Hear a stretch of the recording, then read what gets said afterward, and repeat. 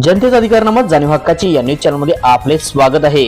लोक कल्याण ग्राहक संरक्षण संस्था महाराष्ट्र राज्याच्या वतीने राष्ट्रीय ग्राहक दिन मोठ्या उत्साहात साजरा करण्यात आला। आज इचलकरंजी येथील अमराई रोड शिक्षक कॉलनी संतुबाई गारमेंट या ठिकाणी लोक कल्याण ग्राहक संरक्षण संस्था महाराष्ट्र राज्याच्या वतीने राष्ट्रीय ग्राहक दिन मोठ्या उत्साहात साजरा करण्यात आला। यावेळी प्रथम ज्ञानज्योती सावित्रीबाई फुले यांच्या प्रतिमेस पुष्पहार अर्पण करून अभिवादन करण्यात आले। त्यानंतर प्रमुख पाहुण्यांचे स्वागत व प्रास्ताविक सौ रीटा रॉड्रिक्स यांनी केले। त्यानंतर सर्व महिला भगिनींना आजच्या काळात ऑनलाईन शॉपिंग विषयी व त्यामध्ये होणारे फसवणूक याबाबत मार्गदर्शन ॲडव्होकेट पंकज पाटील यांनी केले। तसेच कार्यक्रमाचे प्रमुख पाहुणे ॲडव्होकेट दत्तात्रय देवकाते यांनी ग्राहकांचे कायदे कसे आहेत व ते कशा पद्धतीने आपण अंमलात आणून आपली व इतरांची फसवणूक होऊ नये यासाठी कशा पद्धतीने आपण कार्य केले पाहिजे याचे मोलाचे मार्गदर्शन केले। त्यानंतर ॲडव्होकेट ओंकार देवकाते यांनी ऑनलाईन शॉपिंग काळजीपूर्वक करावे, त्याचबरोबर बँक व्यवहार यामध्ये होणारे फ्रॉड फसवणूक यांचे बहुमोलाचे मार्गदर्शन यावेळी करण्यात आले।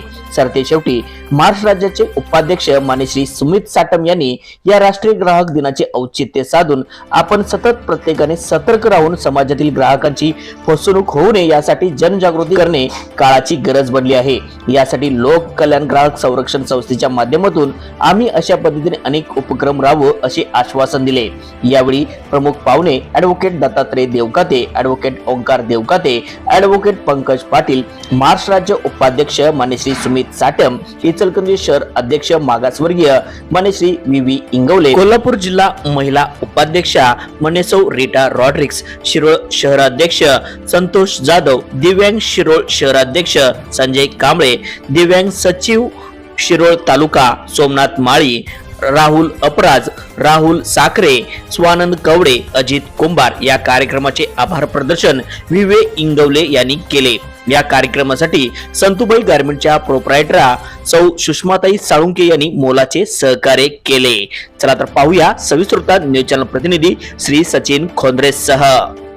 जास्त दुकानात न जाता ऑनलाईन खरेदी करण्यात स्वस्त मिळतात वस्तू, काही ऑफर असतात त्या वस्तूमध्ये की आपण त्याला बळी पडतो आणि काही फसवणूक त्या ठिकाणी आपल्या सगळ्यांची होत असते। या ठिकाणी याच्यासाठी हा ग्राहक संरक्षण कायदा हा त्यामध्ये अमेंडमेंट पण आता आजकाल होत गेलेले आहेत 2004 मध्ये म्हणा प्रत्येक ठिकाणी।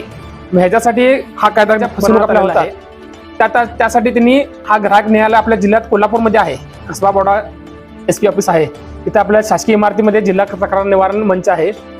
त्याचबरोबर ग्राहकांना मिळणाऱ्या सगळ्या अधिकार त्यामध्ये असतील, ग्राहकांना त्यांच्या हक्काची आधुनिक काळात जर बघितलं आपण MRP पेक्षा 1 रुपये सुद्धा जादा द्यायचं नाही। आपण दुधाची पिशवी घेतो बरोबर, त्याच्यावरती MRP असते। मगाशी आता मॅडमांनी सांगितलं त्याप्रमाणे जर थंड वगैरे असेल तर ते जादा आकारणी केली जाते।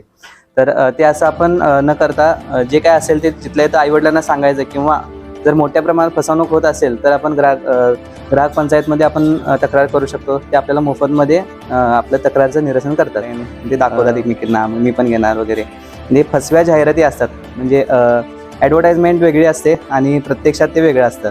ते तसं जर आपली जर फसवणूक होत असेल तर तिथल्या इथं आपण त्याचा तक्रार केली पाहिजे आणि आपले पैसे रिफंड म्हणजे रिटर्न घेतले पाहिजे।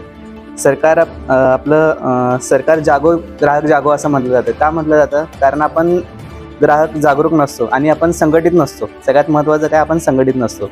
आता आपल्यावर एकावर अन्याय झालाय, मग आपण कुठं बाबा आपण मागं लागायचं असा आपण विचार करतो। पण आपण सगळे जर संघटित जर असलो, आता ही संघटना आहे, संघटित असलो, तक्रार केली तर लगेच आपल्याला त्याचा म्हणजे प्रॉब्लेम सॉल्व्ह होऊन जाईल। त्या निमित्तानं की ग्राहक जागे व्हावेत। खरं तर प्रत्येक वेळा आपण ग्राहकांच्या बाबतीत ज्या गोष्टी सांगतो ग्राहक जागा व्हावा, पण बऱ्याच वेळा ग्राहक हा झोपी गेलेलाच असतो अशी परिस्थिती आहे। आणि म्हणून या ठिकाणी ग्राहकांनी सुज्ञपणे म्हणजे खरेदी असो किंवा कुठल्याही प्रकारचा आपल्यावर होणारा अन्याय असो, काय या ग्राहकांना सहन न करता की आपण वेळोवेळी दाद मागितली पाहिजे, त्या सुद्धा या कायद्यामध्ये आता समाविष्ट केलेल्या आहेत। कारण पूर्वीच्या कायद्यामध्ये ऑनलाईन फसवणुकीच्या गोष्टी ह्या सर्व कायद्यामध्ये समाविष्ट नव्हत्या, पण आता 2019चा जो ॲक्ट आहे त्याच्यामध्ये अमेंडमेंट आली। त्या अमेंडमेंटमध्ये सर्व ज्या आता ऑनलाईनमध्ये खरेदी केलेल्या जाणाऱ्या वस्तू आहेत किंवा त्या सर्व बाबी आता या ठिकाणी समाविष्ट झालेले आहेत. त्यामुळं बेधडकपणे आता आपण या ठिकाणी तक्रारी असतील तर आपल्या तक्रारी दाखल करायला पाहिजेत आणि कुठल्याही परिस्थितीत आपली फसवणूक जर होत असेल तर ती फसवणूक टाळायला पाहिजे. तुम्हाला महिलांना तर कायद्यामध्ये आता मी याच्या पुढे जाऊन सांगतो, कोर्टामध्ये आता आम्ही काम करतो ॲक्च्युली, तर महिलांना तिकीटसुद्धा म्हणजे कोर्ट स्टॅम्प आहे ते सुद्धा माफ आहे. म्हणजे कोर्टात तुम्हाला कोर्ट स्टॅम्प फीसुद्धा माफ आहे. म्हणजे तुम्हाला इव्हन म्हणजे फ्रीमध्ये सल्ला दिला जातो काय.